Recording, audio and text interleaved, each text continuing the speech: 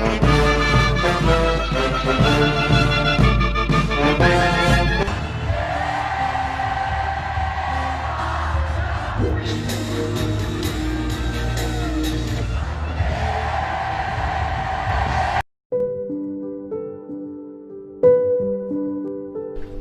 भाई आज का क्या प्लान? भाई आज के आजादी के दिन की खुशी तो खत्म ही नहीं हो रही है। अरे भाई आज गणतंत्र दिवस है, आजादी दिवस कहाँ मना रहे हो तुम?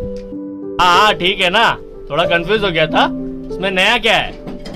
झंडा फहराते, छुट्टी मनाते और ड्राई डे होता है। भाई शर्म आनी चाहिए तुम्हें 15 अगस्त और 26 जनवरी के बीच का फर्क नहीं पता? देश का भविष्य हो तुम। हाँ ठीक है ना, मैंने भी पढ़ा है, एग्जाम भी दिया था, पास भी हुआ था। थोड़ा भूल गया तो क्या हुआ? भाई ये तुमने जो 2-4 मार्क्स पाए हैं ना, इससे तुम कॉन्स्टिट्यूशन का महत्व नहीं समझ पाए हो। इससे बहुत बड़ा है संविधान। भाई तुझे इतना ही पता है तो तू इलेक्शन लड़, संसद में जा, देश का नाम रोशन कर। इधर क्यों ज्ञान दे रहा है? भाई संविधान जानने के लिए मुझे इलेक्शन लड़ने की जरूरत नहीं है, संसद भवन जाने की भी जरूरत नहीं है। संविधान उससे काफी बड़ा है, उसने हमें बहुत कुछ दिया है और उसके बारे में मैं जितना भी जानूं उतना कम है। भाई ऐसा क्या मिला तुझे जो मुझे नहीं मिला? भाई एक जो मिली तुझे ये आजादी बकवास करने की, किसी के भी सामने करने की, कहीं पर भी जाके करने की, और कोई तुझे रोक भी नहीं सकता, इसकी भी आजादी मिली तुझे। बस इतना ही मिला? ये जो तूने पढ़ाई की थी और संविधान के लिए भी पढ़ा था 2-4 मार्क्स के लिए, उसका हक भी तुझे संविधान ने दिया था। और सिर्फ पढ़ाई ही नहीं, कहीं पर भी बिजनेस करना, कहीं पर भी बस जाना, इन सब का हक बिना किसी जाति और धर्म के भेदभाव के संविधान ने हम सभी को दिया है।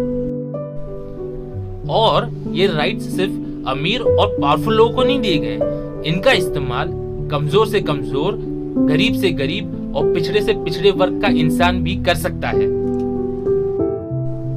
साथ ही साथ मैं अपने डेवलपमेंट पे तो काम करूंगा ही, मगर अपने रिलीजन पे भी कॉम्प्रोमाइज नहीं करूंगा। और इसके राइट्स भी मुझे हमारे कॉन्स्टिट्यूशन ने दिए हैं। और अगर तुझे सारी चीजें भी करने ना मिले तो इसके लिए लड़ने का हक भी तुझे संविधान ने दिया है। दोस्त ये तो हर आजाद देश में होता ही है, हमारे में ऐसी खास बात क्या है? अरे यार वर्ल्ड में कितनी सारी डेमोक्रेटिक कंट्री है, मगर फिर भी वो किसी न किसी रिलीजियस नाम से तो पहचानी जाती है ना। क्या मतलब, कैसे?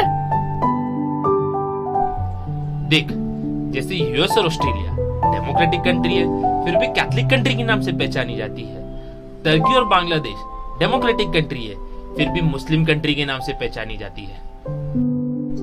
लेकिन इंडिया ही ऐसी कंट्री है जो डेमोक्रेसी और सेक्युलरिज्म का प्रॉपर डेफिनेशन है।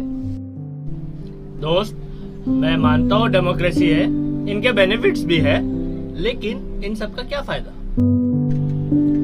अभी भी हम लोग अंडर डेवलप्ड है, ओवर पॉपुलेटेड है और बहुत सारे लोग पॉवर्टी लाइन के नीचे हैं। नहीं, हम अंडर डेवलप्ड कंट्री नहीं है, हम डेवलपिंग कंट्री है। और ओवर पॉपुलेशन होना कोई कर्स नहीं है। चाइना को ही देख ले, उन्होंने ओवर पॉपुलेशन का इस्तेमाल किस तरीके से किया और आज सुपर पावर बनने के कगार पर है। लेकिन फायदा क्या हुआ? दोस्त कॉन्स्टिट्यूशन हमें फायदा नहीं देती, वो हमें राइट्स देती है, हमारी ड्यूटीज देती है। इन्हीं का यूटिलाइजेशन करके हमें अपनी ग्रोथ करनी होती है और वो ग्रोथ ही हमारा असली फायदा होता है। और हम सिर्फ अपने कॉन्स्टिट्यूशनल राइट्स के बारे में सोचते हैं और उनसे होने वाले फायदे के बारे में सोचते हैं, लेकिन हमारी फंडामेंटल ड्यूटीज भी तो है कि हम एक सही कैंडिडेट चुने, उसके हाथ में हमारे देश की बागडोर दी जाए और हमारे देश को वो ग्रोथ की तरफ ले जाए। और ये ग्रोथ ही तो फायदा है। हाँ यार फायदा तो है, ये सब मैंने पढ़ा था, लेकिन अब समझाओ, अब मुझे और जानने की इच्छा है। बहुत खुशी की बात है, जरूर जानना। हमारे देश का संविधान है इतना महान। ये उस देश का संविधान है जिसके लिए हमने 200 वर्ष तक आजादी की लड़ाई लड़ी और अनगिनत वीरों ने अपना लहू बहा दिया सिर्फ देश की आजादी के लिए। और इतने बलिदानों के बाद तब जाके मिली हमें आजादी और तब जाके बना ये संविधान। वह संविधान जो हम 130 करोड़ भारतीयों को 70 सालों से एक साथ लेकर चल रहा है। और बताओ कितनी सारी प्रॉब्लम्स आई। संविधान लिखने के लिए 6.5 करोड़ रुपए उस वक्त के खर्च हो गए और साथ ही साथ उसे लिखने के लिए 2 साल 11 महीने का समय लग गया। और कॉन्स्टिट्यूशन लिखते समय कितने ही हिंदू मुस्लिम दंगे हो रहे थे और कितने ही राज्य थे जो अपना अलग देश बनाना चाहते थे। हाँ, देश के लौह पुरुष श्री सरदार वल्लभ भाई पटेल का योगदान तो हम कभी भुला ही नहीं सकते। हमारे प्यारे भारत का नक्शा जो आज हम देखते हैं, उन सभी राज्यों को एकत्रित करने का काम श्री सरदार वल्लभ भाई पटेल ने ही किया। हाँ दोस्त, लेकिन देश आजाद होने के बाद हमें सख्त जरूरत थी एक संविधान की। और आजाद भारत को एक ऐसे संविधान की जरूरत थी जो दलितों को और ऊंची जाति के लोगों को समान अधिकार दे।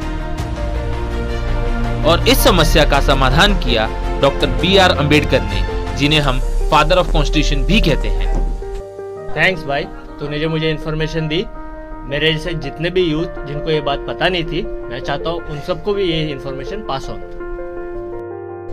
हाँ, अगर इन्फॉर्मेशन को पास ऑन करना है तो यूथ से कनेक्ट होना पड़ेगा। उसके लिए इस वीडियो को लाइक करना, शेयर करना और सब्सक्राइब करना, तब जाके इन्फॉर्मेशन जरूर pass on. Happy Republic Day from Team Youth Connect.